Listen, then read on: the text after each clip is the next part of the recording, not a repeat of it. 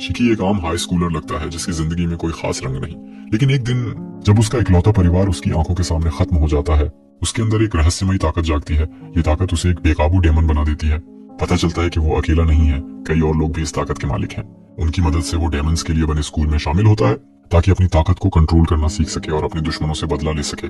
कहानी शुरू होती है एक बेकरार आदमी समदारी से, जो खून जैसे दिखने वाली बारिश में खड़ा है। वो अपने सीन पाई से बच्चे को मारने की गुजारिश करता है, चेतावनी देता है कि बाद में पछताना पड़ेगा, लेकिन उसका सीन पाई मानता है कि मासूम बच्चे को छोड़ने में कोई गलती नहीं। फिर वो वहां से चला जाता है। वो बच्चा एक डेमन ट्राइब का है जो बहुत पहले इंसानों को डराता था। इन डेमन्स ने लाखों को बेबस कर दिया था, लेकिन एक जिद्दी आदमी मोटारो, जो एक लेजेंडरी स्पोर्ट्समैन था, ने सैकड़ों ओनीस को अकेले मार डाला। इससे मोटारो और ओनी ट्राइब के बीच एक अंतहीन जंग शुरू हो गई। यही जंग इस हादसे की वजह बनी। 15 साल बाद सीन इचिनोस परिवार के शराब के स्टोर की दूसरी मंजिल पर शिफ्ट होता है। ये जगह शिकी इचिनोस का बेडरूम है, जो एक हाई स्कूलर है और उसके पास ढेर सारी गन्स का कलेक्शन है। वो अपने दोस्त से फोन पर बात कर रहा है, गर्व से बता रहा है कि उसे स्कूल से निकाल दिया गया क्योंकि उसने मारपीट की थी। उसका दोस्त खुद को दोषी मानता है क्योंकि शिकी ने उसे बचाने के लिए झगड़ा किया था, लेकिन शिकी उसे टेंशन न लेने को कहता है और फोन काट देता है। शिकी का बाप चिही गुस्से में कमरे में घुसता है। स्कूल से निकाले जाने की खबर सुनकर वो शिकी के सिर पर जोर से थप्पड़ मारता है। शिकी को जरा भी फर्क नहीं पड़ता। वो अपने बाप को कहता है कि इतनी छोटी बात पर पसीना क्यों बहा रहा है, लेकिन जोशी के लिए ये छोटी बात नहीं। वो शिकी को सबक सिखाने की कोशिश करता है, पर शिकी के रिफ्लेक्स इतने तेज हैं कि वो 1000 बंदरों जैसा है। जोशी शांत होता है और पूछता है कि शिकी ने अपने कमरे को GTA गन स्टोर क्यों बना रखा है। शिकी जवाब में उसे चुप रहने को कहता है और बात बदल देता है। वो पूछता है कि क्या सच में शराब का स्टोर बंद होने वाला है, क्योंकि उसने सुना है कि सियोशी के कस्टमर्स दिन ब दिन कम हो रहे हैं। सियोशी की चुप्पी इस बात को सच साबित करती है। अपना मुंह बचाने के लिए सियोशी शिकी का मजाक उड़ाता है, कहता है कि वो एक निकम्मा पंख है जो उससे बेहतर नहीं। इस बार शिकी को ठेस पहुंचती है। वो गंभीर होकर कहता है कि चाहे कुछ भी हो, वो एक दिन कामयाब होगा और अपने बाप जैसा लूजर कभी नहीं बनेगा। वो और तीखा बोलता है कि उसे सुकून सिर्फ इस बात से है कि वो खून के रिश्ते से नहीं जुड़े। ये बात सियोशी को चुभती है। वो कमरे से निकलकर नीचे स्टोर में चला जाता है। वहाँ फोन बजता है। एक कस्टमर अपने घर बियर डिलीवर करने को कहता है। सियोशी निकलने से पहले एक पल रुकता है और शिकी की बचपन की फोटो देखता है। ये दिखाता है कि वो शिकी से प्यार करता है। उधर शिकी अभी भी गुस्से में है। वो बड़बड़ाता है कि अगर कोई रईस आदमी उसे गोद ले लेता तो उसकी जिंदगी कितनी बेहतर होती। गुस्सा निकालने के लिए वो अपनी एक गन उठाता है और दीवार पर लगे टारगेट की ओर तानता है, लेकिन तभी एक जोरदार धमाका बिल्डिंग को हिलाता है। वो खिड़की से बाहर देखता है कि क्या हुआ। अचानक एक काली ताकत उसकी टांगें पकड़ती है और उसे सड़क पर खींच लेती है। इस हमले के पीछे समदारी है, वही आदमी जो कहानी की शुरुआत में था, जिसके पास कोई डार्क पावर है। वो शिकी के पास आता है और उसका नाम पूछता है, उसकी पहचान कंफर्म करने के लिए, लेकिन शिकी जवाब देने से पहले सियोशी अपनी कार से समदारी को टक्कर मार देता है और शिकी को चिल्लाकर कार में बैठने को कहता है। वो तेजी से भागते हैं। रास्ते में सियोशी कहता है कि उनकी जान बचाने का एकमात्र रास्ता देश छोड़ना है। शिकी को कुछ समझ नहीं आता। वो पूछता है कि क्या समदारी कोई लोन शार्क है, और अगर है भी तो उसे कार से टक्कर मारना ज्यादा नहीं हो गया। उसे डर है कि उसके बाप को हत्या की कोशिश या शायद हत्या के लिए अरेस्ट कर लिया जाएगा। सियोशी उसे चुप रहने को कहता है, बताता है कि समदारी मरा नहीं है। शिकी पूछता है कि उसे कैसे पता। उनके पास वक्त नहीं, लेकिन सियोशी जानता है कि अगर उसने समझाया नहीं तो उसका बेवकूफ बेटा चुप नहीं होगा। वो बताना शुरू करता है और एक बड़ा बम गिराता है कि शिकी डेमन ओनी ट्राइब का वंशज है और समदारी मोटारो का वंशज है, जिससे वो जन्मजात दुश्मन है। शिकी को यकीन नहीं होता, लेकिन और समझाने का वक्त नहीं।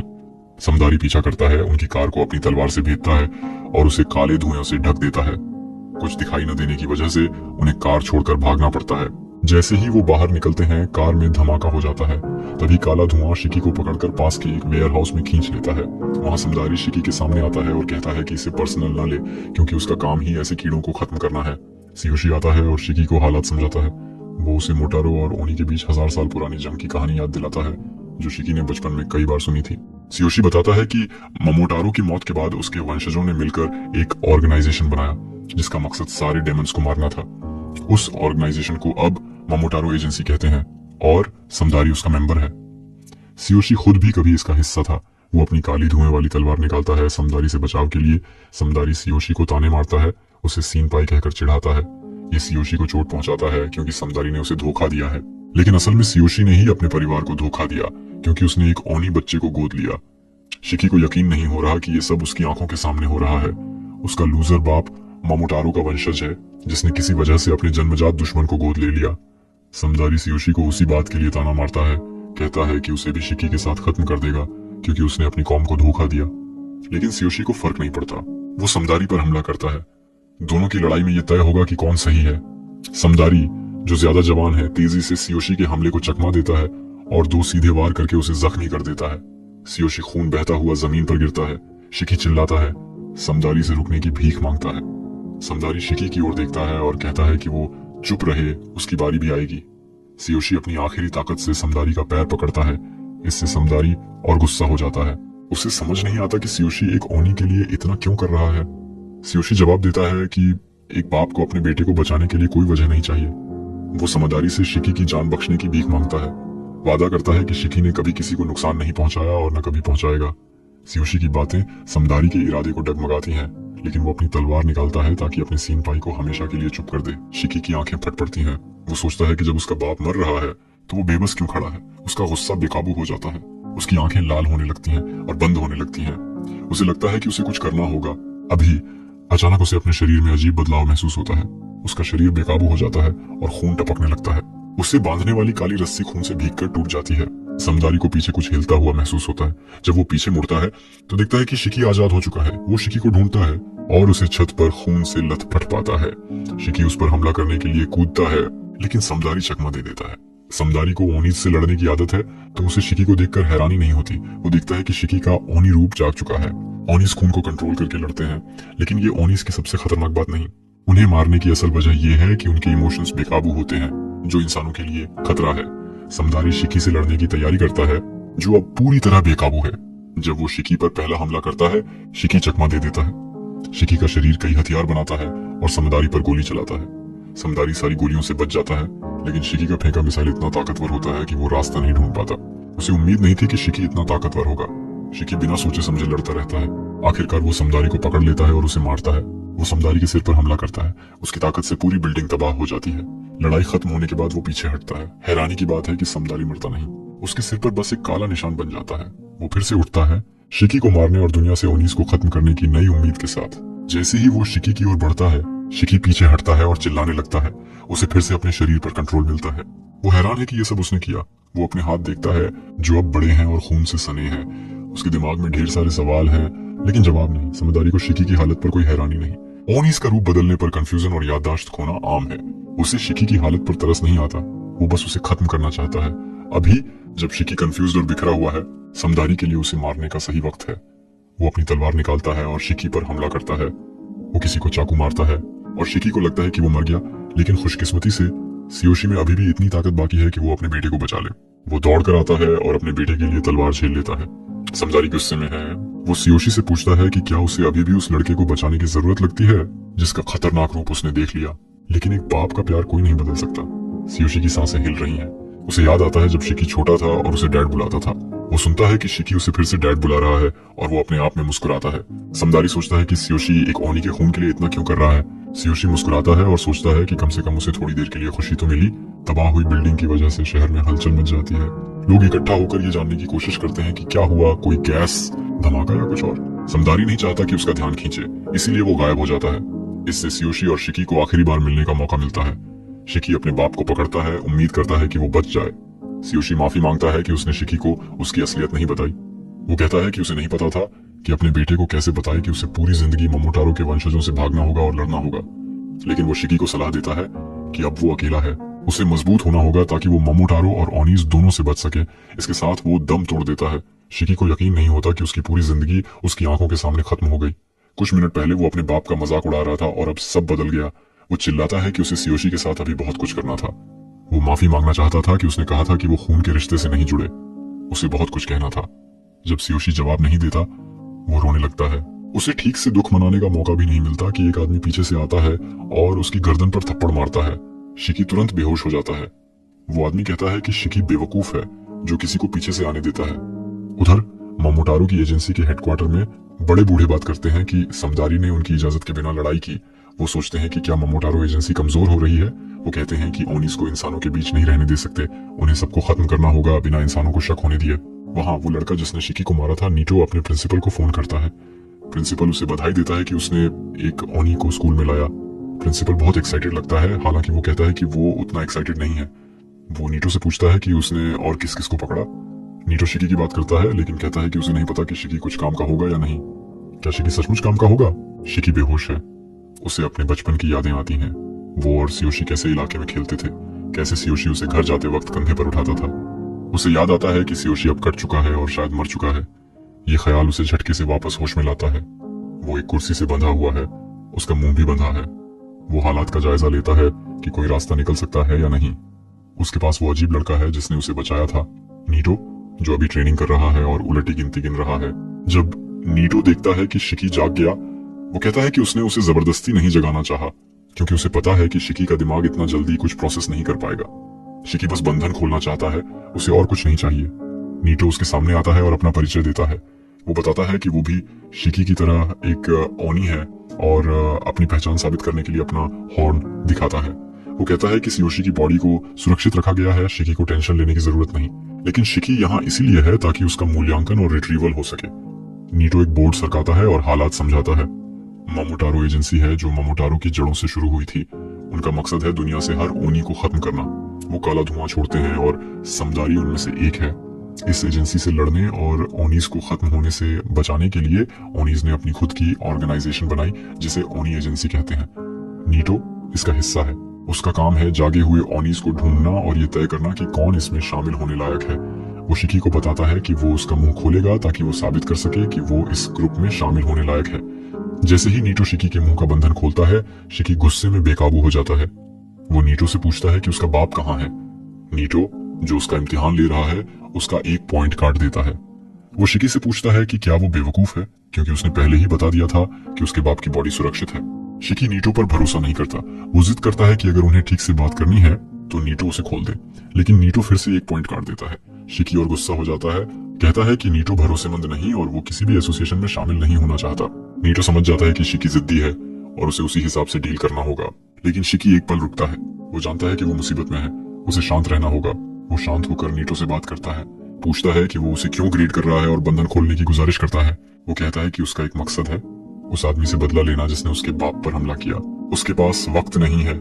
नीटो उसे शांत करने की कोशिश करता है ताकि वो समझ सके कि क्या हो रहा है, लेकिन शिकी न वक्त बर्बाद करना चाहता है, न ज्यादा सोचना। जब नीटो देखता है कि शिकी रीजनेबल नहीं होना चाहता, वो उसकी स्किल्स को दूसरे तरीके से टेस्ट करने का फैसला करता है। नीटो का मेन ऑब्जेक्टिव ये देखना है कि शिकी कितना स्किल्ड है। अगर वो शांति से नहीं दिखाएगा तो नीटो उसे उकसाएगा। वो एक लाल टाई निकालता है और कहता है कि शिकी को टाई के साथ अच्छा लगेगा। चूंकि शिकी बात नहीं करना चाहता, नीटो उसे गला घोंटकर मौत के करीब ले जाने का फैसला करता है। उसे पता है कि जब कोई मौत के किनारे पहुंचता है तो चाहे वो कुछ न करना चाहे, वो कुछ न कुछ कर ही लेता है। वो शिकी के पीछे जाता है और उसे गला घोंटना शुरू करता है। कहता है कि जब वो मरने के करीब होगा तब उसकी स्किल्स दिखेंगी। जैसा नीटो ने सोचा, शिकी छटपटाने लगता है। वो मौत के बारे में सोचता है। मरने का मतलब होगा कि वो अपने बाप का बदला लेने का मौका खो देगा। वो ऐसा नहीं होने देगा। उसका जुनून, डर और बेचैनी सब मिलकर एक चीज बन जाते हैं, जिंदा रहने की जरूरत। उसकी आंखें फिर से लाल हो जाती हैं और उसके शरीर से खून टपकने लगता है। साफ है कि वो फिर से यूनिफॉर्म में जाने वाला है। अचानक वो छटपटाना बंद कर देता है। नीटो समझता है कि वो मर गया, लेकिन फर्श पर पड़ा खून इकट्ठा होने लगता है और शिकी बरसर्क मोड में चला जाता है। वो नीटो पर हमला करने के लिए कूदता है। नीटो जानता है कि इस हालत में शिकी अपने इमोशंस को कंट्रोल नहीं कर सकता और जो कुछ भी करेगा उसे याद भी नहीं रहेगा। नीटो अपनी खूनी छतरी निकालता है और शिकी के हमले के लिए तैयार होता है। अगर ये हमला किसी नॉर्मल इंसान पर होता तो बहुत खतरनाक होता, लेकिन नीटो, जो अपनी ताकत को कंट्रोल कर सकता है, इसे शिकी को सबक सिखाने का मौका बनाता है। बाद में शिकी जागता है और देखता है कि उसके हाथ खून से सने हैं। उसे एहसास होता है कि उसके हाथ अब नॉर्मल नहीं है और उसे कुछ याद नहीं कि क्या हुआ।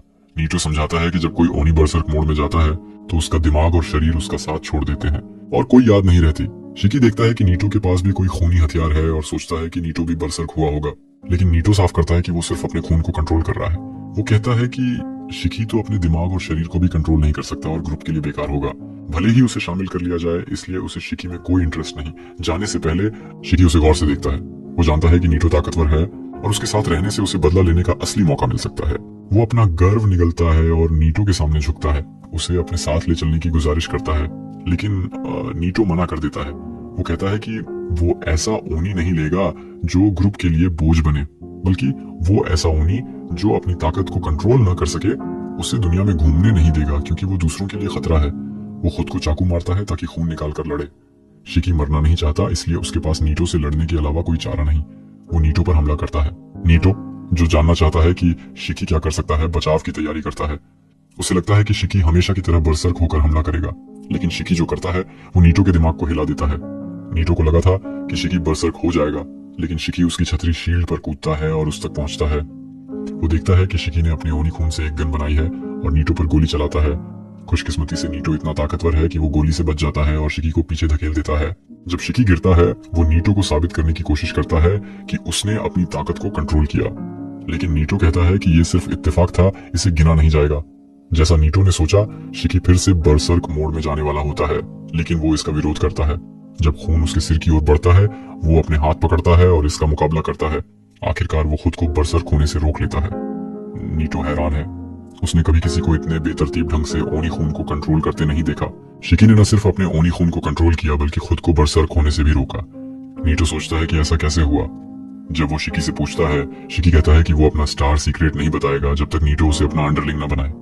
जब शिकी देखता है कि उसे नीटो को इम्प्रेस करना है, वो बताता है कि उसने देखा था कि नीटो ने अपनी उंगली चुभोकर खूनी छतरी बनाई थी। उसने सोचा कि अगर वो दोनों ओनी हैं तो वो भी ऐसा कर सकता है, इसलिए उसने अपने दिमाग को गन बनाने का ऑर्डर दिया और उसका दिमाग गन बनाने में कामयाब रहा। नीटो को यकीन नहीं होता, ओनी खून ऐसा काम नहीं करता। नीटो के लिए ओनी खून और रीजन हमेशा एक दूसरे से टकराते हैं, इसलिए बेतरतीब ओनीज आखिरकार बेकार साबित होते हैं। नीटो के दिमाग में रीजन और बरसर्क मोड के बीच एक पुलिस ऑफिसर होता है। बरसर्क मोड से बचने के लिए उसे ऑफिसर से कहना पड़ता है कि वो बरसर्क मोड को लॉक कर दे और उसकी 30% ताकत उधार ले, लेकिन शिकी के दिमाग में ऐसा नहीं है। उसका तरीका ज्यादा हिंसक है। वो ऑफिसर से लड़ता है, उसे हरा देता है, फिर बरसर्क मोड से लड़ता है ताकि वो उसे अपनी ताकत उधार दे और बरसर्क न होने दे। वो शायद बेतरतीब है, लेकिन उसमें कुछ खास है जो उसे इस पागलपन भरी ताकत के लिए परफेक्ट बनाता है। जब नीटो ये सब सोच रहा होता है, शिकी उससे गुजारिश करता रहता है। वो कहता है कि उसे पता है कि वो अभी काम का नहीं, लेकिन अगर नीटो उसे ले ले और वो अपने बाप का बदला लेने लायक मजबूत हो जाए तो वो बाद में नीटो के लिए काम का हो सकता है। फिर भी नीटो उसे लेने से मना कर देता है। वो एक खूनी भाला लेकर शिकी की ओर बढ़ता है और कहता है कि उसे शिकी को मारना होगा। वो भाला उठाता है और शिकी को मारता है, लेकिन असल में शिकी को नहीं, बस उसकी साइड में चाकू घूमता है। वो खुलासा करता है कि वो शिकी को अपना अंडरलिंग नहीं बनाएगा, बल्कि वो उसे अपना स्टूडेंट बनाएगा। वो बताता है कि शुरू से ही उसे पता था कि शिकी टेस्ट पास कर चुका है, लेकिन वो ये नहीं बताएगा कि टेस्ट का सवाल क्या था। शिकी को समझाने के लिए कि ओनी का पूरा मसला क्या है, वो बताता है कि शिकी अभी उस पहाड़ और नदी पर है जहां उसका प्रिंसिपल था। उस जगह को हेल डोरस्टेप यानी ओनियाशिमा कहते हैं। वहां एक स्कूल है जिसे रासेत्सु एकेडमी कहते हैं।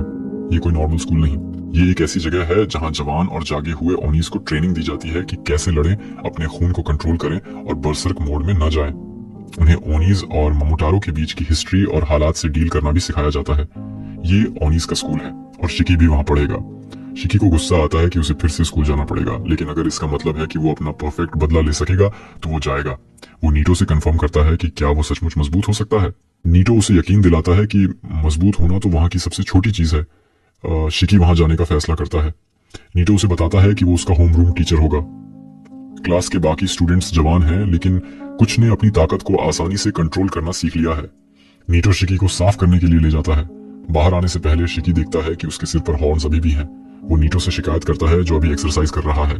नीटो बताता है कि ये जागने की निशानी है, लेकिन जब वो मजबूत होगा तो हॉर्न्स की विजिबिलिटी को भी कंट्रोल कर सकेगा। शिकी अपने यूनिफॉर्म में बाहर आता है। वो इस नए सफर के लिए एक्साइटेड है, लेकिन शुरू करने से पहले उसे जानना है कि उसके बाप की जिंदगी कैसे खत्म हुई। वो नीटो से पूछता है। नीटो बताता है कि उसने सियोशी की बॉडी को मॉर्ग में रखा है क्योंकि उसे शिकी के बरियल प्लान्स नहीं पता। वो सलाह देता है कि शिकी के पास दुख मनाने का वक्त या मौका नहीं है। दुख मनाने की जगह उसे मजबूत होना चाहिए और परफेक्ट बदला लेना चाहिए। नीटो क्लासरूम की ओर दौड़ना शुरू करता है और शिकी को कहता है कि अगर वो एक्सपेल नहीं होना चाहता तो उसे पकड़ ले और उससे पहले क्लास में पहुंच जाए। शिकी दौड़ता है और नीटो को पकड़ लेता है। क्लास के सामने शिकी अपनी सांस पकड़ने की कोशिश करता है ताकि अपनी इज्जत के साथ अंदर जा सके, लेकिन नीटो को इस तरह की पैकेजिंग के लिए वक्त नहीं। वो शिकी को लात मारकर क्लासरूम में धकेल देता है। शिकी गिरता है और उसकी नाक से खून बहने लगता है। उसे डर है कि उसके क्लासमेट्स उसे कायर समझेंगे, इसलिए वो एक स्टूडेंट जीन कुगासाकी के पास जाता है। उसका मजाक उड़ाता है कि उसके हॉर्न्स नहीं दिख रहे और टिश्यू मांगता है। जीन उसे याद दिलाता है कि जिन ओनीज की ताकत कंट्रोल नहीं होती उनके हॉर्न्स दिखते हैं। वो अपने हॉर्न्स दिखाता है। बाकी स्टूडेंट्स इकारी, किना, गुजी और होमारे, जिनके हॉर्न्स दिख रहे हैं और जो अभी कमजोर हैं, विरोध करते हैं कि जिन उनसे ऐसे बात नहीं कर सकता।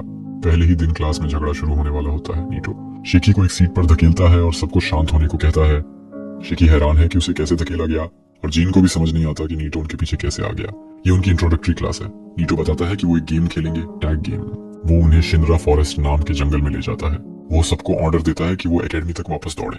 जिसे वो पकड़ लेगा वो गेम हारेगा, एक्सपेल हो जाएगा और गेम खत्म। उनकी मदद के लिए वो कहता है कि वो अपना खून इस्तेमाल नहीं करेगा। लेकिन वो सब अपने खून का इस्तेमाल कर सकते हैं। अगर वो लोग बेकाबू हो गए तो वो अपना खून इस्तेमाल करेगा। जब शिकी को इस गेम के बारे में सुनकर झटका लगता है तो नीटो उसे याद दिलाता है कि ये कोई साधारण स्कूल नहीं है। ये वो स्कूल है जहाँ मोमोतारो एजेंसी के खिलाफ लड़ने वालों को ट्रेनिंग दी जाती है, तो उन्हें हमेशा तैयार रहना पड़ता है। जायन पूछता है कि अगर वो नीटो को मार दें तो क्या होगा, क्योंकि नीटो अपना खून इस्तेमाल नहीं कर रहा। नीटो बताता है कि अगर कोई उसे मार देता है तो वो स्टूडेंट तुरंत ग्रेजुएट कर जाएगा और उसे जो भी पोजीशन चाहिए वो मिल जाएगी। शिकी ग्रेजुएट करने के बारे में सोचता है। इसका मतलब है कि वो अपने पिता के कातिलों से लड़ने के लिए काफी मजबूत हो जाएगा। लेकिन क्या वो अभी अपने टीचर को मार सकता है? जवाब है नहीं। नीटो देखता है कि बाकी सब गेम के लिए तैयार हैं सिवाय शिकी के, जो अपने ख्यालों में खोया है। वो शिकी को बुलाता है, जो आगे की जर्नी को लेकर उत्साह से मुस्कुराता है। ये शिकी और रेत्सो एकेडमी में दाखिल हुए बाकी स्टूडेंट्स का पहला टेस्ट है। टेस्ट का ऑफिशियल नाम है ओनीटैग। ओनीटैग के नियम समझाने के लिए नीटो बताता है कि पार्टिसिपेंट्स को 1 घंटे के अंदर एकेडमी वापस लौटना है, बिना ईट वाले प्लेयर के पकड़े गए। इस केस में ईट है उनका होम रूम टीचर नाइतो। नाइतो एक और नियम बताता है, स्टूडेंट्स को गोल तक पहुंचने के लिए 2 खास ऑर्ब्स में से एक चाहिए। ये बोलते ही नीटो दोनों बॉल्स को दूर फेंक देता है और कहता है कि भले ही वो एकेडमी पहुंच जाए, बिना बॉल के वो काउंट नहीं होगा। गुजी पूछता है कि अगर हर राउंड में सिर्फ 2 बॉल्स हैं तो सब कैसे पास करेंगे? नीटो जवाब देने से पहले इकारी समझ जाता है कि स्टूडेंट्स को बॉल्स के लिए आपस में लड़ना होगा। नीटो बताता है कि यही सच है और सबको 3 ग्रुप्स में बांट देता है। पहले ग्रुप में ओमर, शिकी और जायन, दूसरे ग्रुप में इकारी, तीसरे ग्रुप में रोकुरो और क्वेमा। चूंकि ग्रुप 2 और 3 में सिर्फ 2 मेंबर्स हैं, उन्हें सिर्फ एक बॉल मिलेगी। यानी ग्रुप 1 में 2 बॉल्स के लिए लड़ाई होगी और 2 लोग पास हो सकते हैं, लेकिन ग्रुप 2 और 3 में सिर्फ एक विनर होगा। इसका मतलब है कि कम से कम 3 रूकी स्टूडेंट्स एकेडमी से निकाले जाएंगे। और कुछ समझाने को बाकी नहीं, नीटो सबको तैयार होने को कहता है। तभी शिकी चिल्लाकर बीच में टोकता है। शिकी चिल्लाता है कि वो जायन के साथ एक ग्रुप में नहीं रहना चाहता। उसे मास्क्ड वियर्डो कहता है। नीटो साफ कहता है कि अगर किसी स्टूडेंट को टीचर के नियमों से कोई प्रॉब्लम है तो वो एकेडमी छोड़ सकता है। शिकी के लिए भी यही बात है, क्योंकि वो निकाला नहीं जाना चाहता, उसके पास नियम मानने के अलावा कोई चारा नहीं। उमर, जो काफी शर्मीली है, धीरे से शिकी के पास आती है और कहती है कि वो ओनी बनने में अच्छी नहीं है। वो टैग गेम में शिकी का रास्ता नहीं रोकेगी। शिकी को यकीन नहीं होता कि एक असली लड़की, वो भी इतनी क्यूट, उस जैसे लूजर के पास आई। उसकी पूरी जिंदगी में लड़कियां उससे दूर रहती थीं क्योंकि वो पूरा डेलिक्वेंट था। ये पहली बार है जब वो किसी लड़की से बात कर रहा है और वो तुरंत प्यार में पड़ जाता है। वो वादा करता है कि वो उसकी हर हाल में रक्षा करेगा। उमर धीरे से कहती है कि वो ये नहीं चाहती, वो बस शिकी से मिलना जुलना चाहती थी। फिर वो अपने दूसरे टीममेट जायन से बात करने जाती है, लेकिन जायन उसे पूरी तरह इग्नोर कर देता है, जिससे वो रोने लगती है। शिकी, जैसा कि उसने वादा किया था, उमर की इज्जत बचाने के लिए जायन को गालियां देता है। फिर वो उमर को चुप कराने की कोशिश करता है, कहता है कि इतनी क्यूट लड़की को रोने से चेहरा खराब नहीं करना चाहिए। फिर खुद को सुधारता है कि रोने से वो और क्यूट लग रही है। फिर दोबारा सुधारता है कि अगर वो मुस्कुराएगी तो और भी क्यूट लगेगी। वो उसे हौसला देता है, धीरे से कहता है कि सिर्फ वो दोनों मिलकर टेस्ट पास करेंगे। उमर अब शांत हो जाती है। शिकी फिर से जायन की तरफ मुड़ता है और उससे लड़ाई शुरू करता है। जायन, जो बिल्कुल परेशान नहीं है, शिकी को अटेंशन सीकर कहता है, जो हर 5 सेकंड में उसे तंग करता है। जायन कहता है कि शिकी को अभी हार मान लेनी चाहिए क्योंकि उसे लगता है कि शिकी निकाला जाएगा, लेकिन शिकी कहता है कि उसका एक गोल है और वो उसे पाने के लिए ग्रेजुएट करेगा। जायन मजाक में कहता है कि शिकी का गोल उतना ही बेकार है जितना उसका वजूद। ये सुनकर शिकी गुस्से से उबल पड़ता है, लेकिन इससे पहले कि वो और बेकार की लड़ाई में वक्त बर्बाद करे, नीटो उसे रोकता है। वो ग्रुप 1 के बाकी लोगों को गेम एरिया में जाने को कहता है। नीटो बताता है कि ग्रुप 1 के बाद ग्रुप 2 और 3 का टेस्ट होगा। शिकी और जायन तेजी से अंदर चले जाते हैं ताकि ऑनर ढूंढ सके, लेकिन उमर पीछे रह जाती है क्योंकि वो कुछ करने में हिचक रही है। जंगल में दौड़ते हुए जायन अपने गोल के बारे में हिंट देता है। वो एक खास यूनिट ज्वाइन करना चाहता है ताकि किसी खास शख्स से मिल सके। इसके लिए वो कुछ भी करेगा, यहाँ तक कि नीटो को मार देगा, क्योंकि इससे वो तुरंत ग्रेजुएट हो जाएगा और अपनी पसंद की यूनिट चुन सकेगा। दूसरी तरफ शिकी जायन के पीछे भागता है, उसे सबक सिखाने की चाहत में। हाथ में लकड़ी की छड़ी लिए शिकी जायन को धमकाता है कि या तो वो अपनी बात वापस ले या फिर उससे लड़े। जायन को अब इस लूजर से तंग आ चुका है। वो अपना मास्क हटाता है, जिसके नीचे उसका डरावना निशान भरा चेहरा दिखता है, और वो लड़ने को तैयार हो जाता है। शिकी जरा भी नहीं डरता और जायन को चैलेंज करता है। जायन अपना ओनी खून निकालता है और उसे अपनी दाहिनी बाह पर कई ड्रिल्स में बदल देता है, बिल्कुल सटीकता के साथ। शिकी, जो अभी अपने ओनी खून को कंट्रोल करना भी ठीक से नहीं जानता, उसे एहसास होता है कि उसने ये लड़ाई शुरू करके गलती कर दी। शिकी जायन से मानता है कि वो अभी ओनी बनने में अच्छा नहीं है, लेकिन फिर भी साफ कहता है कि वो पीछे नहीं हटेगा। वो कहता है कि उसे अपने पिता की मौत का बदला लेना है, जिसे जायन ने बेकार कहा था। जायन को ये बात नहीं पता थी। अब जब उसे पता चला कि शिकी का गोल अपने पिता का बदला लेना है, तो न जाने क्यों वो और जोश में आ जाता है शिकी को पीटने के लिए। शिकी अपनी उंगलियां काटता है, लेकिन नाइतो से लड़ाई के वक्त की तरह वो अपने खून को हथियार में नहीं बदल पाता। उसे लकड़ी की छड़ी से ही लड़ना पड़ता है। जैसा कि उम्मीद थी, जायन उस पर हावी हो जाता है और एक पंच से शिकी को जमीन पर गिरा देता है। शिकी को पहले कभी इतना कमजोर महसूस नहीं हुआ। बचपन में वो हमेशा जिद्दी और सबसे मजबूत था। उसे लगता था कि यहाँ भी वैसा ही होगा, लेकिन यहाँ के लोग उससे कहीं ज्यादा ताकतवर हैं। जायन उसे जमीन पर पड़ा छोड़कर चला जाता है बिना पलट कर देखे। वो ताना मारता है कि उसे शिकी को हराने के लिए खून इस्तेमाल करने की भी जरूरत नहीं पड़ी। शिकी को बेकार बताकर वो चला जाता है। शिकी गुस्से में उससे कहता है कि वो ऐसा कैसे कर सकता है और चुपचाप चला जाए। वो चिल्लाता है कि वो बदला लेगा, लेकिन जायन को शिकी का ये रवैया बेवकूफी लगता है। वो कहता है कि कमजोर होने की वजह से शिकी को मर जाना चाहिए। जायन उसकी तरफ खून से बना एक हमला भेजता है। उसी वक्त ओमर, जो जंगल में उन्हें ढूंढ रही थी, वहां पहुंचती है। मासूमियत से वो उनकी तरफ दौड़ती है, बिना ये जाने कि वो एक चल रहे हमले की तरफ जा रही है। जैसे ही वो पास पहुंचती है, जायन का हमला और करीब आता है। उसका चेहरा डर से चमक उठता है। माहौल तनावपूर्ण हो जाता है।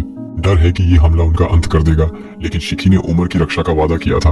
वो उसकी तरफ दौड़ता है और हमले के गुजरने के बाद उसे छोड़ता है, लेकिन इस दौरान वो खुद घायल हो जाता है और उसका खून ओमर के शरीर पर टपकता है। वो जायन से भिड़ता है, पूछता है कि उसने ऐसा क्यों किया जिससे सब खतरे में पड़ गए। जायन को कोई पछतावा नहीं। वो कहता है कि ये उनकी गलती नहीं, वो कमजोर हैं और कमजोर लोग मरने के लायक हैं। ओमर शिकी की चोट देखकर बहुत दुखी होती है। वो सिर झुकाकर माफी मांगती है कि उसकी वजह से शिकी को चोट लगी, लेकिन शिकी कहता है कि उसकी गलती नहीं, जायन की गलती है। ओमर बार बार माफी मांगती है और उसके आंसू खून में बदल जाते हैं।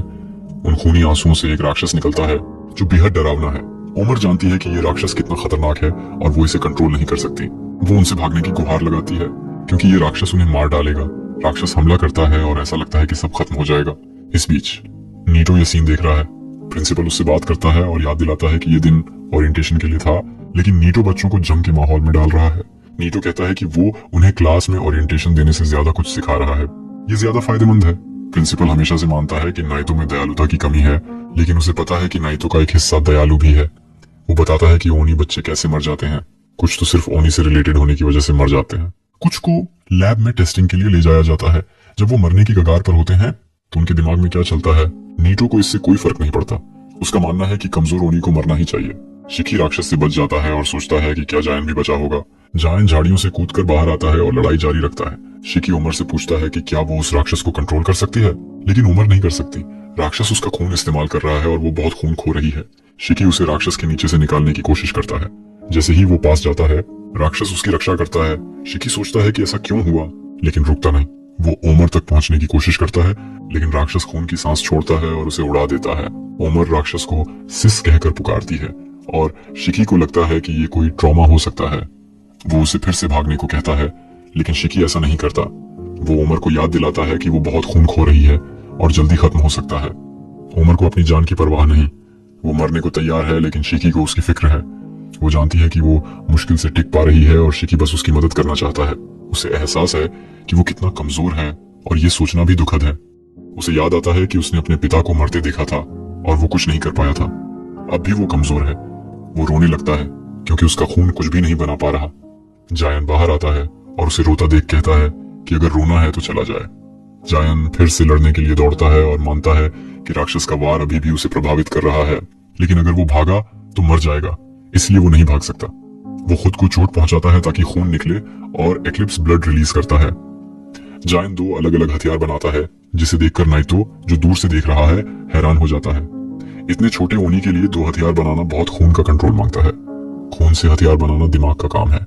दिमाग खून के जरिए कुछ बनाता है जो आपको पसंद हो या आपके ट्रॉमा से जुड़ा हो। ये इरादे से होता है।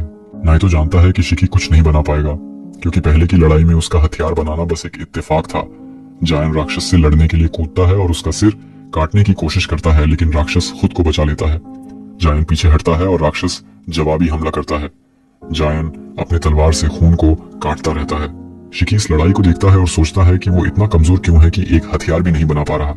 अचानक उसे एहसास होता है कि जायन जो भी हथियार बना रहा है वो सिर्फ काटने के लिए है। उसे याद आता है कि उसने पहले एक गन बनाई थी। बचपन में उसे गन्स बहुत पसंद थे। वो सोचता है कि कौन सा हथियार बना सकता है। दूसरी तरफ जायन और राक्षस की लड़ाई और तीखी हो जाती है। नाइतो अब और देख नहीं सकता। वो उनकी मदद के लिए तैयार होता है। तभी राक्षस चीखता है और शिकी उसे चुप रहने को कहता है। सबका ध्यान शिकी की तरफ जाता है, जिसने अपने खून को कंट्रोल करके एक गन बना ली है। नाइतो राहत महसूस करता है कि शिकी को अपने खून का कंट्रोल मिल गया। शिकी गन से राक्षस के सिर पर गोली मारता है और उसका सिर उड़ जाता है। जायन हैरानी से उसे देखता है और शिकी खुद पर गर्व महसूस करता है। उसने अपने हथियार को कंट्रोल कर लिया है। अब इसका मतलब क्या है? शिकी अपनी गन के साथ लड़ने निकलता है, जबकि जायन देखता है कि वो इसका इस्तेमाल कैसे करता है। राक्षस को भी नहीं पता कि कुछ मिनटों में उस पर क्या गिरने वाला है। शिकी गर्व से अपनी गन एक्टिवेट करता है और राक्षस पर 3 बार गोली चलाता है। गन से निकलने वाली एनर्जी सामान्य नहीं है। एक ओनी के लिए भी ये इतनी ताकतवर है कि राक्षस को खत्म कर देती है। राक्षस बिखर जाता है और उसका सिर उड़ जाता है। नाइतो सोचता है कि ये कैसी एनर्जी है, उसे भी ऐसी उम्मीद नहीं थी। और भी बुरा, उसे आसमान से खून की बूंदें गिरती दिखती हैं। फिर बारिश शुरू हो जाती है। इसका मतलब है कि शिकी की गोली ने न सिर्फ राक्षस को खत्म किया बल्कि मौसम भी बदल दिया। क्या ताकत है। उमर थक चुकी है, उसने बहुत खून खो दिया है, उसे चक्कर आ रहा है और वो गिर पड़ती है। शिकी को उस पर बहुत तरस आता है। वो उसे बचाने की कोशिश करता है, लेकिन खुद भी इतना कमजोर है कि गिर पड़ता है। फिर भी वो हार नहीं मानता।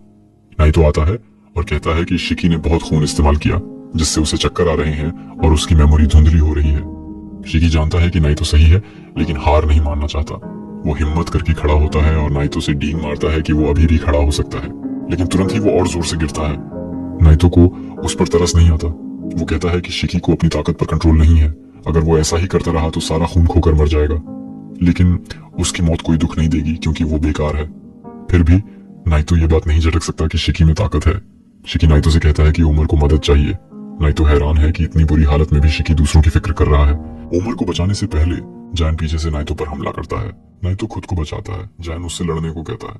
नाइतो उसे याद दिलाता है कि उसके 2 साथी बेसुध पड़े हैं, लेकिन जायन को कोई परवाह नहीं। वो कहता है कि वो मायने नहीं रखते। उसका मकसद नाइतो को मारना है ताकि वो तुरंत ग्रेजुएट कर सके। नाइतो देखता है कि जायन कितना स्वार्थी है। वो अपनी छतरी एक्टिवेट करता है और लड़ने को तैयार हो जाता है। वो कहता है कि वो अपने स्टूडेंट्स के साथ बराबरी का व्यवहार करता है, चाहे वो कमजोर हो या ताकतवर। उसे उन लोगों से नफरत है जो भेदभाव करते हैं। जायन को कोई पसंद करने की जरूरत नहीं। वो बस नाइतो को मारना चाहता है, ग्रेजुएट करना चाहता है और अपनी पसंद की पोस्ट पाना चाहता है। नाइतो उसकी मंशा समझता है, लेकिन कहता है कि वो अपना खून इस्तेमाल नहीं करेगा जैसा उसने वादा किया था। लेकिन वो जायन के साथ नरमी भी नहीं बरतेगा। जायन गुस्सा हो जाता है क्योंकि नाइतो उसे गंभीर प्रतिद्वंद भी नहीं मानता। वो अपने खून से एक ब्लेड बनाता है और लड़ने को तैयार होता है, लेकिन उसे नहीं पता कि नाइतो की छतरी कोई साधारण छतरी नहीं है। जायन के पास पहुंचने से पहले नाइतो छतरी से गैस छोड़ता है, बर्फ जैसी गैस। जायन के चेहरे को धुंधला कर देती है। जायन सोचता है कि नाइतो करीब से हमला करेगा और अगर उसकी नजर ठीक हुई तो वो खुद को बचा लेगा, लेकिन उसे नहीं पता कि नाइतो ने उसकी कमजोरी पकड़ ली है। नाइतो रबर की गोलियां मारता है। जायन एक पेड़ के पीछे छिपने की कोशिश करता है और कामयाब हो जाता है। नाइतो बताता है कि उसे पता है कि जायन उस टाइटन से लड़ाई में घायल हुआ है, इसलिए वो उसके घायल हाथों पर निशाना लगा रहा है। लेकिन जायन को चिंता करने की जरूरत नहीं, क्योंकि ये गोलियां उसे मारेंगी नहीं। जायन के पास भी दूर के हमले के लिए कुछ है। वो अपने खून से ब्लड स्प्लिटर्स बनाता है जो दूर से हमला कर सकते हैं। वो स्प्लिटर्स नाइतो की तरफ भेजता है। नाइतो को नहीं पता था कि जायन दूर से भी लड़ सकता है, लेकिन वो कुशल है तो वो हमले से बच जाता है। फिर वो एक ग्रेनेड छोड़ता है ताकि जायन कमजोर हो जाए। इसके बाद वो जायन पर कूदता है और उसे एक जोरदार पंच मारता है, जिससे जायन का बैलेंस बिगड़ जाता है। नाइतो जायन का मजाक उड़ाता है कि अगर ये असली लड़ाई होती तो जायन अब तक मर चुका होता। उसे पता है कि जायन दोबारा खड़े होने लायक नहीं है। फिर भी पक्का करने के लिए वो अपनी छतरी से जायन को और जकड़ता है। उसे चुनौती देता है कि बाहर निकल कर दिखाए। वो कहता है कि उसे पता है कि जायन जल्दी से पोस्टिंग चाहता है ताकि अपने पिता से मिल सके। जायन हैरान है कि नाइतो को उसका इतिहास पता है, लेकिन ये तो जायज है कि एक टीचर अपने स्टूडेंट्स को जानता हो। नाइतो बताता है कि उसे पता है कि जायन का पिता एक मोमोतारो है, जिसे सुनकर शिकी को झटका लगता है। शिकी और जायन के पिताओं में फर्क ये है कि शिकी के पिता उसे बहुत प्यार करते थे और उसकी देखभाल करते थे, लेकिन जायन का पिता इसके उलट था। उसने जायन को अच्छे से नहीं रखा, उसके पूरे परिवार को मार डाला और उसे बर्बाद कर दिया। जायन किसी तरह बच गया, कचरे खाकर जिंदा रहा। उसके शरीर पर जो निशान है वो उसके पिता की वजह से है। ये निशान उसकी एकमात्र मकसद की गवाही देते हैं, अपने पिता को मारना। इस मकसद की वजह से उसे कुछ और मार नहीं सकता। वो मरना भी सिर्फ उसी के हाथों स्वीकार करेगा। वो नाइतो की छतरी से निकलने की कोशिश करता है और कामयाब हो जाता है, लेकिन इससे पहले कि वो नाइतो पर हमला करे, नाइतो उसे फिर से नीचे गिरा देता है। नाइतो उससे कहता है कि अपने मकसद के लिए मरना बेकार है। अगर कुछ कीमती है तो वो है अपने मकसद के लिए जीना। अगर जायन इसी तरह मरने के इरादे से चला तो अगले दिन तक नहीं बचेगा। नाइतो को जायन की दुख भरी कहानी पर तरस नहीं आता।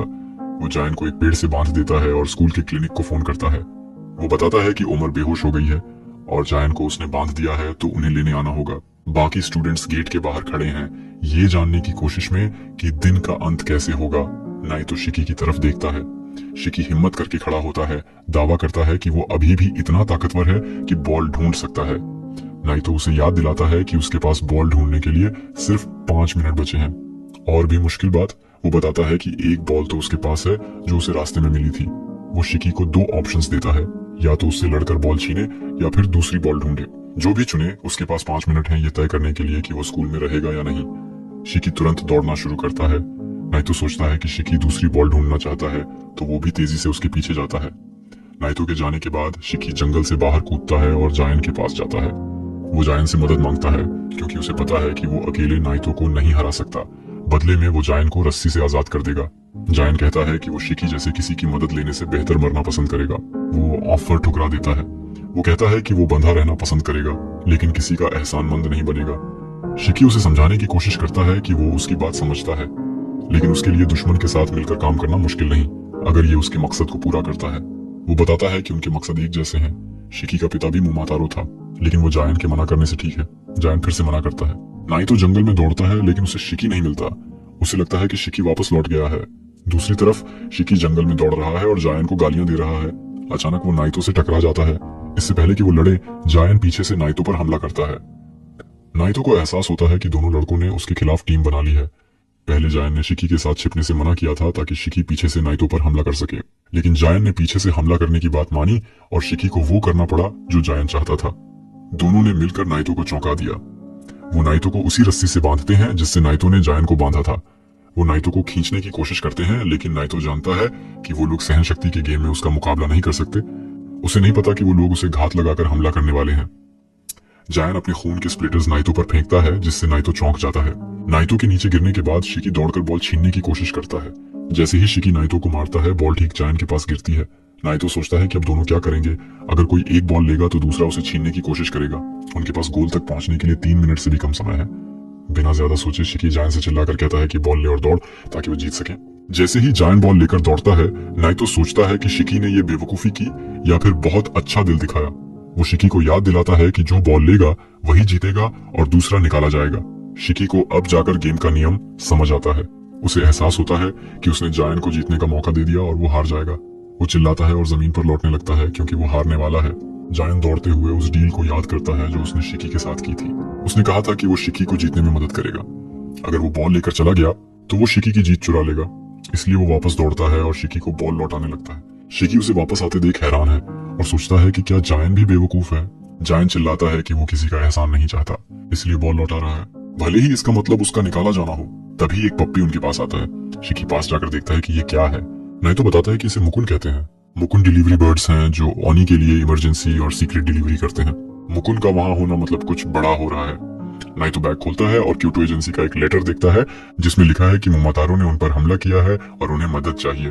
प्रैक्टिकल ऑफिशियली खत्म हो जाता है और सब गेट की तरफ चल पड़ते हैं। दोनों लड़कों के लिए किस्मत अच्छी थी। गेट पर खड़े बाकी स्टूडेंट्स उन्हें देखकर मान लेते हैं कि उमर गेम हार गई, लेकिन नाइतो बताता है कि उमर अपने खून को कंट्रोल नहीं कर पाई और उसे क्लिनिक ले जाया गया है। वो ऐलान करता है कि प्रैक्टिकल खत्म हो चुका है और अब सब क्योटो में मदद के लिए जा रहे हैं। शिकी ट्रेनिंग करता है कि कैसे अपने हॉर्न्स को बाहर आने से रोके। बाकी स्टूडेंट्स डरते हैं कि क्या वो एक ओपन शिप में उस शहर जा रहे हैं जो अटैक के नीचे है। उन्हें डर है कि वो मर जाएंगे, लेकिन नाइतो बताता है कि वो लड़ने नहीं जा रहे, सिर्फ सपोर्ट देने जा रहे हैं। वो समझाता है कि हर शहर में एक ओनी एजेंसी होती है, उसमें 2 टीमें होती हैं। एक टीम लड़ाई करती है, दूसरी सपोर्ट देती है। चूंकि ओनी आसानी से खून खो देते हैं और हॉस्पिटल नहीं जा सकते, सपोर्ट टीम घायलों की देखभाल करती है ताकि वो ठीक हो सके। दोनों टीमें एजेंसी की कामयाबी के लिए जरूरी हैं। ये सुनकर शिकी का हौसला टूटता है। वो सोचता है कि अगर वो मोमोतारो जो उसके पिता को मारा था वहां मिल जाए तो वो क्या करेगा। नाइतो उसकी सोच को भांप लेता है और कहता है कि जिस मोमोतारो को वो ढूंढ रहा है वो वहां नहीं होगा, क्योंकि मोमोतारो की भी अपनी एजेंसियां होती हैं। स्टूडेंट्स सोचते हैं कि वहां कौन सा मोमोतारो होगा। नाइतो हैरान करने वाला जवाब देता है कि वो एक पागल मोमोतारो है। इसके बाद नाइतो अपने रूकी स्टूडेंट्स को क्योटो में एक लोकल रेस्टोरेंट के सामने ले जाता है, लेकिन असल में ये रेस्टोरेंट सिर्फ एक कवर है। लेकिन असल में ये ओनी एजेंसी का एक सीक्रेट बेस है। रेस्तरां की बूढ़ी मालकिन बाहर आती है, सबका स्वागत करती है और उन्हें एक कमरे में ले जाती है।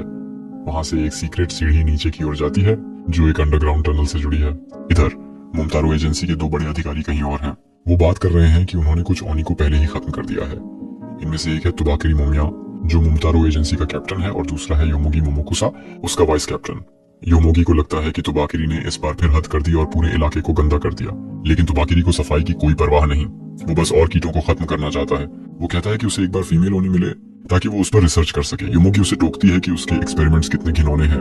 वो तुबाकिरी की एक क्रिएशन का जिक्र करती है, एक ऐसा प्राणी जो कुत्ता, बंदर और पक्षी का मिक्स है। तुबाकिरी योमोगी को बुरा भला कहता है और अपनी इन क्रिएशंस को एंटी ओनी बायोलॉजिकल वेपन्स बताता है।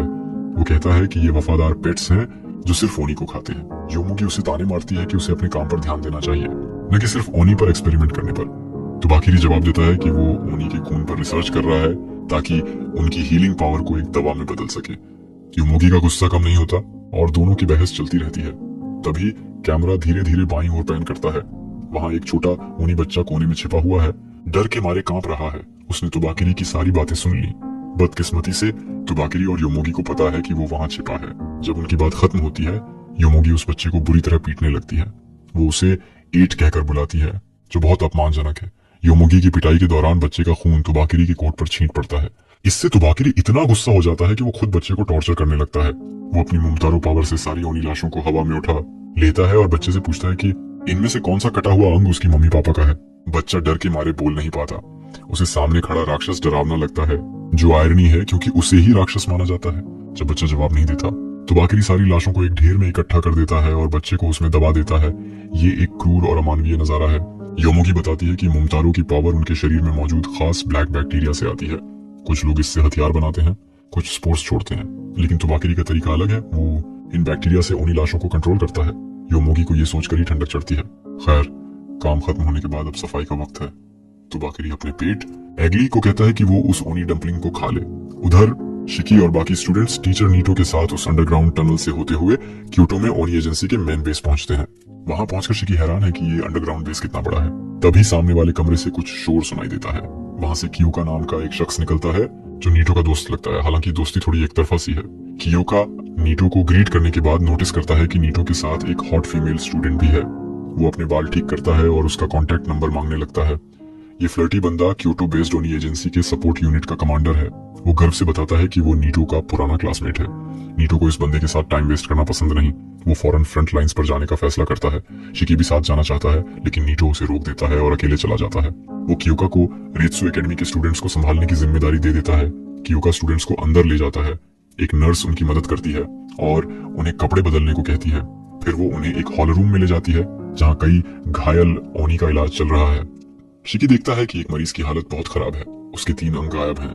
नर्स बताती है कि अगर ये मरीज बैटलफील्ड पर होता तो 3 मिनट से ज्यादा जिंदा नहीं बचता, लेकिन कियोका कॉन्फिडेंट है। वो ढेर सारा ओनी ब्लड लाता है और मरीज का ऑपरेशन शुरू करता है। इधर मुमतारो एजेंसी का कैप्टन और वाइस कैप्टन अभी भी ओनी हंट पर हैं। इस बार उनके सामने कुछ लो लेवल ओनी ग्रंट्स हैं, जो तुबाकिरी को थोड़ा निराश करते हैं।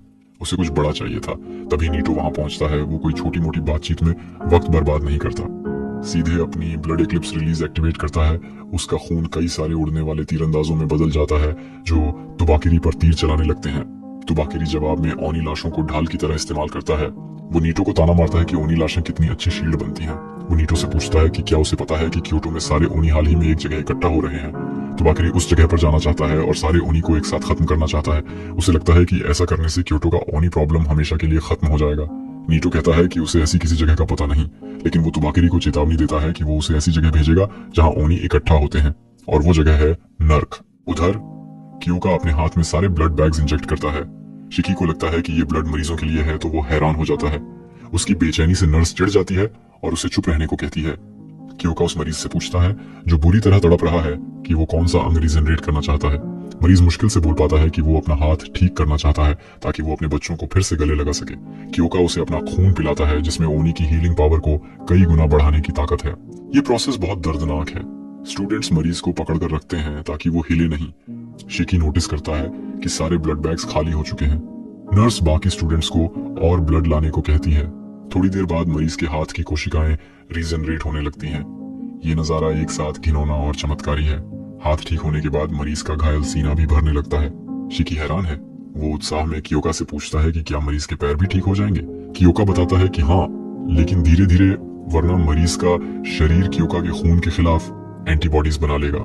कियोका मरीज को बुरी खबर देता है कि वो अब कॉम्बैट यूनिट में नहीं रह सकता, उसे सपोर्ट यूनिट में शिफ्ट होना पड़ेगा। वो मजाक में कहता है कि वो मरीज को प्रोस्थेटिक पैर देगा ताकि वो अपने बच्चों के साथ फिर से दौड़ सके जब तक उसके असली पैर ठीक नहीं हो जाते। मरीज को पता है कि कियोका ये सब उसे हौसला देने के लिए कह रहा है। वो रोते हुए डॉक्टर को उसकी जिंदगी बचाने के लिए थैंक्स कहता है। कियोका स्टूडेंट्स की ओर मुड़ता है और कहता है कि उन्हें रियलिटी का सामना करना होगा। जंग में ऐसा हर बार होता है। हो सकता है कि एक दिन उनमें से कोई भी मरीज बन जाए। कियोका समझता है कि लोग फ्रंट लाइंस पर क्यों लड़ना चाहते हैं। वो खुद भी चाहता है, लेकिन उसका ओनी ब्लड सिर्फ हीलिंग के लिए अच्छा है, इसलिए उसे सपोर्ट यूनिट में रहना पड़ता है। वो स्टूडेंट्स को बताता है कि ओनी बिना डर के फ्रंट लाइंस पर इसलिए लड़ पाते हैं क्योंकि उनके पीछे सपोर्ट यूनिट है। ये सुनकर सारे स्टूडेंट्स मोटिवेट हो जाते हैं। शिकी तो इमोशनल हो जाता है और कियोका से वादा करता है कि वो उसे कभी निराश नहीं करेगा। कियोका शिकी को एक टास्क देता है। उसे मई नाम की एक ओनी लड़की की देखभाल करनी है जो बेस के गार्डन रूम में अकेली बैठी है। कियोका बताता है कि मई पर कल मोमतारो ने हमला किया था और उसे इलाज के लिए यहाँ लाया गया। हो सकता है कि मई के माता पिता अब जिंदा ना हो। कियोका चाहता है कि शिकी उसे इमोशनल सपोर्ट दे क्योंकि वो जानता है कि शिकी बाकी स्टूडेंट्स में सबसे दयालु है।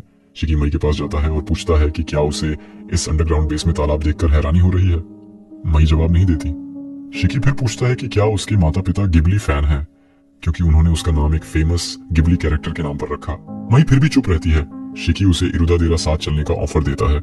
इस बार मई बोलती है और पूछती है कि इरुदादेरा क्या है।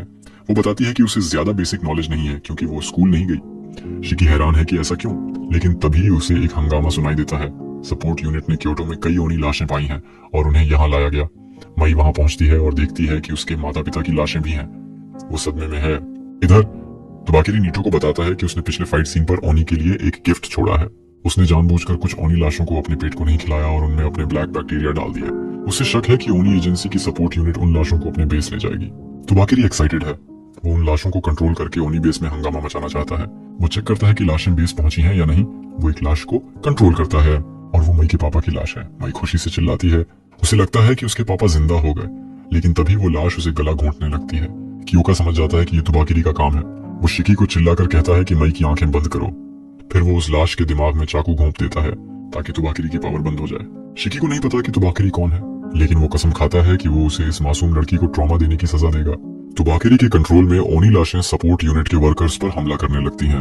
वो घायल ओनी को भी नहीं छोड़ती।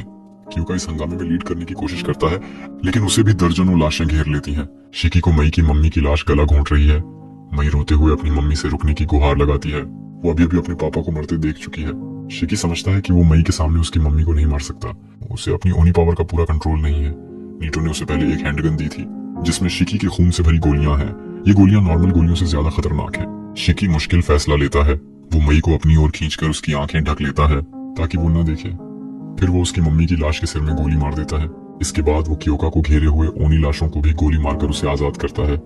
कियोका कॉम्बैट के लिए फिट नहीं है, इसलिए वो शिकी को ये मेज संभालने की जिम्मेदारी देता है और खुद मरीजों को सेफ जगह ले जाता है। बाकी स्टूडेंट्स भी ज़ॉम्बी ओनी से लड़ रहे हैं। उनके पास अपनी ब्लड पावर का ज्यादा कंट्रोल नहीं है, इसलिए वो अपने मुक्कों का इस्तेमाल करते हैं। कुछ मिनट की लड़ाई के बाद वो कई ज़ॉम्बी ओनी को गिरा देते हैं, लेकिन वो बार बार उठ खड़े होते हैं। शिकी सबको बताता है कि ये लाशें एक मोमतारो के कंट्रोल में है। इन्हें रोकने का सिर्फ एक तरीका है, उनके दिमाग को नष्ट करना। जिन अपनी ब्लड एक्लिप्स टेक्निक से पास आने वाली लाशों को काट देता है। शिकी तो जैसे कॉल ऑफ ड्यूटी खेल रहा है। उसे दुख होता है क्योंकि वो जानता है कि इन लाशों के भी परिवार और दोस्त हैं, लेकिन फिर भी बड़ा भला करने के लिए वो गोली चलाता रहता है। कियोका अपने मातहतों को ऑन ऑर्डर देता है कि सारे मरीजों को सेफ जगह ले जाओ। शिकी की आंखें नम हैं। उसका दुश्मन मोमतारो है, फिर वो अपने ही लोगों को क्यों मार रहा है, ये सवाल उसे परेशान करता है। उधर तुबाकेरी जो ओनी एजेंसी के बेस में हो रहे इस हंगामे की कल्पना कर रहा है, हंसते हुए मजा ले रहा है। नीटो जानता है कि उसे जल्दी कुछ करना होगा वरना हालात और बिगड़ जाएंगे। वो अपनी छाता तलवार निकालता है, लेकिन जैसे ही वो तुबाकेरी की ओर बढ़ता है, वो घमंडी बंदा हिलता भी नहीं। वो ओनी लाशों को अपनी ढाल बनाता है और ताना मारता है कि नीटो ने ओनी शिश कबाब बना दिया। नीटो को पता ही नहीं चलता कि तुबाकेरी का मॉन्स्टर पेट एगली उसके पीछे आ चुका है। जैसे ही एगली नीटो पर वार करने वाला होता है, नीटो बच जाता है और वो वार ओनी शिश कबाब पर लगता है। नीटो को अपने साथियों को इस तरह अपमानित होते देख दुख होता है। तुबाकेरी उसे ताना मारता है कि उसे खुश होना चाहिए कि ये कीड़े खत्म हो रहे हैं। नीटो का सब्र टूट जाता है। वो फुल पावर में आ जाता है और बाकी ओनी को भागने को कहता है क्योंकि वो रास्ते में आएंगे, लेकिन तुबाकेरी किसी को भागने नहीं देना चाहता। वो योमोगी से अपनी पावर यूज करने को कहता है। योमोगी अपनी मेलेंस से एक ब्लैक स्फीयर बनाती है जो नीटो और बाकी ओनी को घेर लेता है। नीटो पूछता है कि ये ब्लैक स्फीयर क्या है। तुबाकेरी जो कॉन्फिडेंट है कि नीटो बच नहीं पाएगा, बताता है कि ये योमोगी की स्पेशल पावर है। जब तक योमोगी ना चाहे कोई बाहर नहीं निकल सकता। इसका मतलब है कि तुबाकेरी अब ओनी एजेंसी के हाइड आउट की ओर जा सकता है और वहां बाकी ओनी को खत्म कर सकता है। वो नीटो को ताना मारता है कि अगर वो जिंदा रहा तो बाद में उससे निपटेगा। नीटो चुप रहता है, उम्मीद करता है कि तुबाकेरी को हाइड आउट की लोकेशन ना पता हो, लेकिन तुबाकेरी बताता है कि उसने हर लाश पर ट्रांसमीटर्स लगाए थे और अब सारे ट्रांसमीटर्स क्योटो के इरुदादेरा बिल्डिंग के नीचे एक लोकेशन की ओर इशारा कर रहे हैं। तुबाकेरी को अब वहां और कुछ करने की जरूरत नहीं। वो हंसते हुए चला जाता है, अपने पेट अगली को नीटो से निपटने के लिए छोड़कर। योमोगी अगली को ब्लैक स्फीयर में घुसने की इजाजत देती है। ओगली खुशी खुशी अंदर जाता है जैसे उसे लंच मिलने वाला हो। योमोगी तुबाकरी के साथ चली जाती है। तुबाकरी हमेशा की तरह अपनी अगली प्लानिंग बताने लगता है। वो कहता है कि अगली एक मास प्रोड्यूस्ड बीस्ट है, उसके पास ऐसे कई और हैं तो वो इसे कभी भी खत्म कर सकता है। वो फैसला करता है कि अगली को बम की तरह इस्तेमाल करेगा ताकि स्फीयर में मौजूद सारे ओनी मर जाए। वो अपनी उंगलियां चटकाता है और अगली का पेट फूलने लगता है। नीटू को समझ ही नहीं आता कि क्या करे, तभी अगली फट जाता है। स्फीयर में मौजूद हर चीज तबाह हो जाती है। तुबाकरी पीछे मुड़कर देखता है और थोड़ा निराश होता है क्योंकि उसे उम्मीद थी कि धमाका और शानदार होगा। फिर भी वो कॉन्फिडेंट है कि इस धमाके ने सारे कीड़ों को नीटू समेत खत्म कर दिया। उधर शिकी और उसकी टीम रीजनरेटिंग ओनी को मारने की पूरी कोशिश करते हैं। आखिरी लाश को मारने तक वो सब थक चुके हैं। वो एक दूसरे को देखकर राहत की सांस लेते हैं कि सब खत्म हो गया। कियोका उन्हें बताता है कि उसने सारे घायल ओनी को सेफ जगह पहुंचा दिया है। वो उनकी तारीफ करता है कि अगर वो न होते तो हालात और खराब हो सकते थे। सब मई की ओर देखते हैं जो अपनी माता पिता की लाशों को घूर रही है। उन्हें उस मासूम लड़की पर तरस आता है। शिकी को और बुरा लगता है क्योंकि उसने ही मई के माता पिता को गोली मारी थी। वो मई से माफी मांगता है कि उसे इतना दुखद नजारा देखना पड़ा। उसे वो पल याद आता है जब उसने उन्हें गोली मारी थी। मई उन्हें देखकर कहती है कि उन्हें बुरा महसूस करने की जरूरत नहीं। वो बताती है कि उसकी पूरी जिंदगी डर में बीती है। वो एक जगह से दूसरी जगह छिपती रही, स्कूल भी नहीं जा पाई। उसे पता था कि ऐसा दिन आएगा, बस वक्त का नहीं पता था। वो सबको भरोसा दिलाती है कि उनके लिए चिंता करने की जरूरत नहीं। उसके ये शब्द शिकी को और परेशान करते हैं। इतनी छोटी लड़की ने अभी अभी अपने माता पिता खोए हैं और वो रोने की बजाय उन्हें तसल्ली दे रही है। शिकी को लगता है कि दुनिया कितनी आतंक से भरी हो गई है। उसे यकीन नहीं होता कि इतनी छोटी उम्र में कोई लड़की इतनी समझदार हो सकती है। वो याद करता है कि जब वो उसकी उम्र का था तो बस सुपर हीरो देखता था और उनका फैन था। उसे लगता था कि मुमतारो सुपर हीरो हैं जो दुनिया को सुरक्षित बनाते हैं, लेकिन अब उसे लगता है कि वो असल में विलन है। अगर वो लोग जो दुनिया को बेहतर बनाने वाले थे उसे तबाह कर रहे हैं तो शिकी खुद विलन बनने का फैसला करता है। वो मई को गले लगाता है और वादा करता है कि वो ऐसी दुनिया बनाएगा जहां मई फिर से मुस्कुरा सके। क्या वो ये वादा पूरा कर पाएगा? वो मई को अपने सीने से लगाए रखता है जबकि बाकी उन्हें उदास होकर उनकी सच्चाई और मुमतारो के हाथों हो रहे शोषण के बारे में सोचते हैं। दुख भरे माहौल के बाद सबको आगे बढ़ना पड़ता है। कियोका जिनको बुलाता है और कहता है कि उन्हें अपने मरे हुए दोस्तों की लाशों को सम्मान से दफनाना होगा। वो जिनको क्रिमेशन ग्राउंड ले जाने की बात करता है और मजाक में कहता है कि वो जगह उनके हाइडआउट के रास्ते में ही है। शायद उन्होंने आते वक्त नोटिस नहीं किया। वो ये भी कहता है कि अगर ये हादसा न हुआ होता तो वो उन्हें वो जगह नहीं दिखाता, लेकिन जिन इन बातों पर ध्यान नहीं देता वो अभी भी देखे हुए नजारे के बारे में सोच रहा है। इधर शिकी और बाकी लोग लाशों को उठाने की कोशिश करते हैं, लेकिन शिकी को वो बहुत भारी लगती है। उसे नोटिस होता है कि उसका एक साथी कुछ नहीं कर रहा, बस खड़ा है। शिकी उसे लेजी कहता है, लेकिन वो लड़का कहता है कि वो कुछ सोच रहा है। वो कहता है कि वो सबसे लॉजिकल दिमाग वाला है। वो बताता है कि इन लाशों का अचानक हमला करना और फिर उनके खिलाफ मुड़ना ये दर्शाता है कि उनका हाइडआउट शायद खतरे में है। मुमतारो आसपास हो सकते हैं। वो स्मार्ट लड़का अपनी पावर का जिक्र करता है जो स्काउटिंग के लिए है। वो अपने खून से 5 किलोमीटर के दायरे में खतरे को डिटेक्ट कर सकता है और ये भी बता सकता है कि वो मुमतारो है या ओनी। वो अपनी पावर यूज करता है और तुरंत तुबाकिरी और योमोगी को पास में डिटेक्ट करता है। सीन मिजुमोतो के एंट्रेंस पर शिफ्ट होता है जो ओनी का हाइडआउट है। तुबाकिरी ने हाइडआउट ढूंढ लिया है और वहां के गार्ड को मार दिया। वो एक्साइटेड होकर अपनी एजेंसी के हेडक्वार्टर को कॉल करता है और अपने बनाए हुए एक्सपेरिमेंटल डॉग्स को उस लोकेशन पर भेजने को कहता है। जब वो पूछते हैं कि वो क्या कर रहा है, वो मजाक में कहता है कि ये एक ओनी एक्सप्लोरेशन है और ओनी का मास टर्मिनेशन करने के लिए उसे उन डॉग्स की जरूरत है। वो एक खास डॉग की भी मांग करता है जिसे उसने स्पेशल ऑकेजन के लिए रखा है। कॉल खत्म करने से पहले उसे याद आता है कि पिछले मुमतारो मीटिंग में एक स्पेशल ओनी की बात हुई थी। वो उस ओनी की फाइल भी मांगता है। योमोगी अंधेरी सीढ़ियों को देखती है जो हाइडआउट की ओर जाती है। उसे लगता है कि लकी के अंदर बहुत सारे ओनी होंगे। वो तुबाकिरी से पूछती है कि क्या उसे पहले पॉइजन भेज देना चाहिए ताकि कुछ ओनी मर जाए। तुबाकिरी को आइडिया पसंद है, लेकिन वो अचानक रुक जाता है और एक खतरनाक हंसी हंसता है। वो योमोगी के आइडिया को ठुकरा देता है और कहता है कि वो खुद अंदर जाएगा। वो हर ओनी का नाम पूछेगा और फिर उन्हें मारेगा। जब योमोगी पूछती है कि ऐसा क्यों, तो वो बताता है कि वो शिकी नाम की एक स्पेशल ओनी को ढूंढ रहा है। वो उसे मारना नहीं चाहता बल्कि जिंदा पकड़ना चाहता है ताकि उसकी स्पेशल पावर पर एक्सपेरिमेंट कर सके। वो एक्साइटेड होकर सीढ़ियों से नीचे उतरने लगता है। शिकी के लिए ये बहुत मुश्किल सिचुएशन होने वाली है, खासकर क्योंकि उसे अपनी पावर पे अभी पूरा कंट्रोल नहीं है। इसी सीन के साथ साथ हमारा वीडियो यहाँ पर खत्म होता है।